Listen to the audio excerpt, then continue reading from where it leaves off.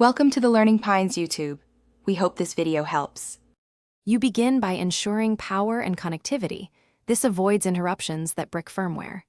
Charge the headset above 50% or leave it plugged in and connect to a stable Wi-Fi network. 5 GHz reduces transfer time.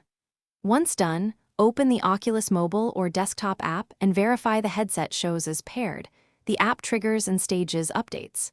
If the app prompts an update, tap Install. Let the device download fully before proceeding, so the next steps run without errors. You now apply the update.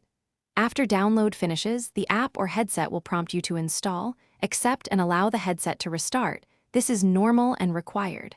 During installation, the system applies the OTA package and may reboot multiple times. Make sure you do not interrupt power or network.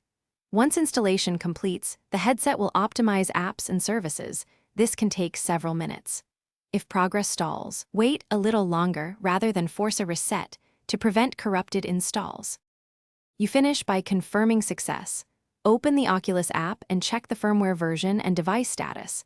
Test core functions like tracking and store access.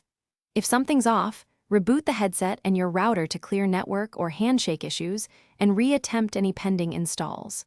If updates fail repeatedly, backup content and perform a factory reset as a last resort.